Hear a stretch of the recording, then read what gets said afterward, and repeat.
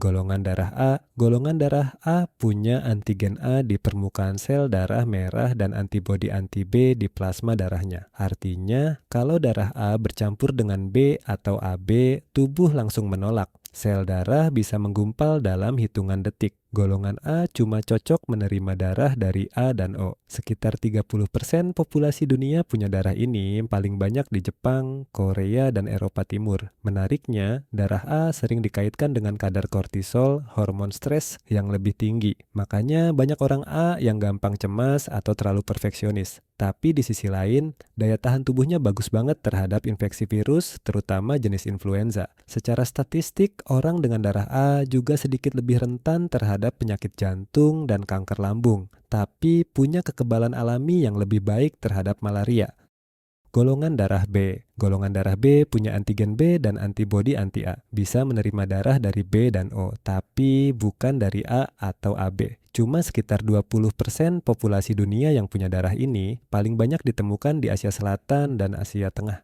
Secara biologis, golongan B punya metabolisme yang berbeda. Tubuh mereka lebih cepat memproses karbohidrat, tapi kurang toleran terhadap lemak jenuh. Beberapa penelitian juga menunjukkan orang bergolongan darah B punya kadar gula darah sedikit lebih tinggi, jadi sedikit lebih rentan terhadap diabetes tipe 2. Tapi sistem imunnya cukup fleksibel, lebih tahan terhadap penyakit autoimun, dan lebih cepat pulih setelah infeksi ringan. Secara genetik, kalau A dan B menikah, mereka bisa punya anak dengan AB, AB, atau bahkan O, tergantung kombinasi gennya.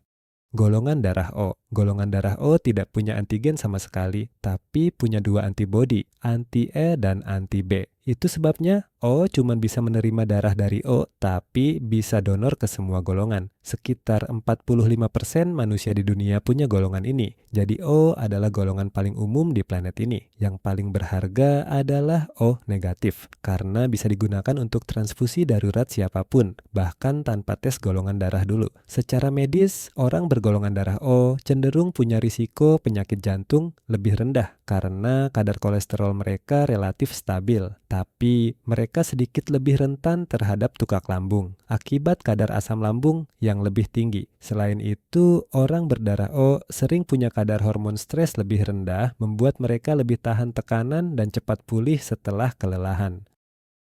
Golongan darah AB. Golongan darah AB adalah kombinasi dari dua jenis antigen, A dan B. Dia nggak punya antibodi anti-A atau anti-B, jadi bisa menerima darah dari siapa saja, A, B, AB, atau O. Tapi cuman bisa donor ke sesama AB. Itulah kenapa AB disebut penerima universal, tapi bukan donor universal. Golongan darah AB paling langka di dunia. Cuma sekitar 4-5% populasi manusia yang punya. Paling sering ditemukan di Asia Timur dan Eropa Utara. Secara medis, darah AB punya sistem imun paling seimbang. Tidak terlalu agresif, tapi juga tidak lambat merespons infeksi. Beberapa penelitian menunjukkan mereka lebih tahan terhadap stres psikologis dan cenderung berpikir lebih analitis.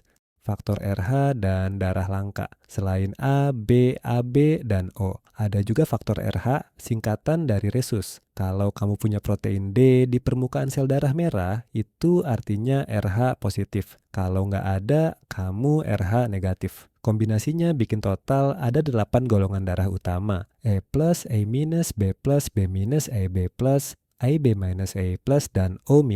Yang paling langka disebut RH0 alias golden blood, darah tanpa antigen RH sama sekali. Cuma sekitar 40 orang di dunia yang diketahui punya darah ini. Darah mereka bisa dipakai untuk siapapun, tapi mereka sendiri hampir nggak punya pendonor yang cocok. RH0 begitu berharga sampai disimpan secara rahasia, dan biasanya cuma digunakan dalam situasi medis yang sangat kritis, seperti operasi langka atau transfusi antar negara.